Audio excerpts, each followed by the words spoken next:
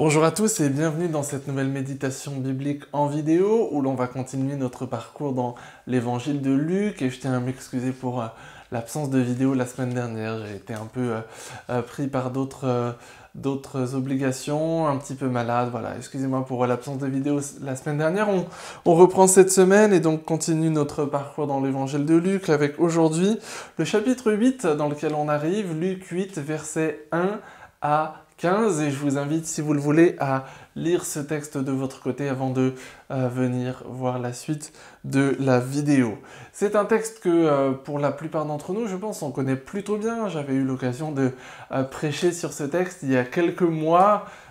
C'était en fait ma première prédication dans notre église. C'est le texte de la parabole du semeur que Jésus va donner à ses disciples.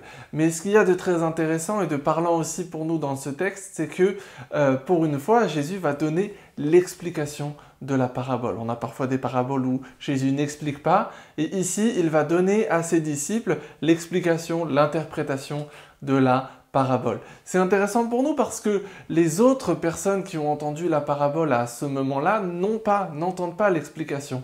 Donc en fait, au moment, à l'époque où Jésus a donné cette parabole, il n'y a que les disciples qui en ont eu l'explication. Et puis, grâce à ces disciples, grâce à Luc en l'occurrence, qui retranscrit la parabole et son explication, eh bien nous aussi, 2000 ans plus tard, nous pouvons avoir aussi l'explication de cette parabole.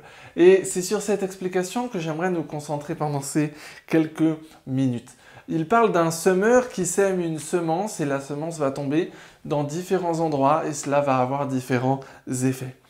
Ce que Jésus dit dès le début et qui est très important, c'est que cette semence dont il parlait, c'est la parole de Dieu. Ici, le semeur est en fait l'image de celui qui va semer la parole de Dieu, de celui qui va annoncer le message de l'évangile. Et comme cette semence tombe dans différents sols, eh bien, il peut y avoir différentes réactions lorsque l'on va annoncer l'évangile. Il y a d'abord la semence qui tombe sur le bord du chemin. Cela correspond aux personnes qui entendent la parole et qui d'abord vont l'accepter avec joie. Mais ensuite, le diable va venir l'arracher. Et cela correspond à certaines personnes autour de nous aussi. La deuxième, c'est la semence qui va tomber sur la pierre. Ce sont des personnes qui vont entendre, qui vont aimer ce qu'elles entendent, mais qui ne vont pas laisser prendre racine cette parole en eux. Leur foi, elle est passagère et elle n'est pas ancrée dans quelque chose de fort qui va trouver qui va perdurer dans la durée. Il y a ensuite la parole, la graine qui tombe au milieu des ronces. Et bien cette fois, évidemment, les ronces vont étouffer la plante qui va pousser. Et c'est un peu nos vies aussi, où l'on peut voir parfois cette parole étouffée par les soucis, par les richesses, par les plaisirs de la vie. Et je trouve ça très intéressant que Jésus mentionne les plaisirs de la vie, parce que plaisir, c'est quelque chose de positif, et on a cette expression en français, il n'y a pas de mal à se faire du bien, mais les plaisirs peuvent être aussi parfois un obstacle à l'application de la parole dans nos vies. Et puis enfin, il y a la bonne terre. La bonne terre, c'est ceux qui retiennent la parole, et c'est ceux qui persévèrent et qui vont donc ensuite porter du fruit.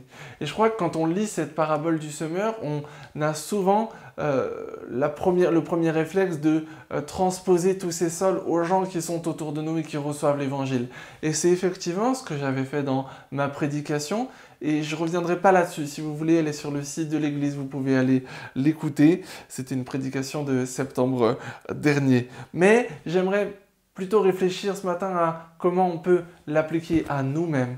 Parce que nous-mêmes, dans notre vie avec Jésus, nous entendons régulièrement encore cette parole. Comment est-ce que nous voulons l'appliquer à nous-mêmes? En fait, quelle terre, quel sol voulons-nous être? Je crois qu'il y a un choix à faire là. Est-ce que l'on veut laisser passer? Est-ce que l'on veut laisser étouffer la parole petit à petit? On a des choix à faire. La vie avec Jésus, c'est une succession de choix qui peuvent s'apparenter à des reconversions quotidiennes. Chaque jour, nous choisissons à nouveau de suivre Jésus et de persévérer sur ce chemin. Eh bien, soyons de cette bonne terre, de ceux qui vont retenir la parole. Et je soulignerai que pour retenir la parole, il faut d'abord la lire notre Bible régulièrement pour ensuite pouvoir la retenir, persévérer dans sa compréhension et puis ensuite porter du fruit. Il y a cette phrase que j'aime beaucoup, que j'avais entendue dans ma jeunesse de la part d'un prédicateur. Le royaume de Dieu appartient à ceux qui lisent et qui méditent la parole de Dieu. Soyons de cela, soyons de cette bonne terre qui accueille avec une bonne condition, qui accueille avec joie et qui accueille avec persévérance la parole de Dieu dans nos vies. Je vous souhaite une très bonne journée et je vous dis à samedi pour la prochaine méditation biblique. Au revoir.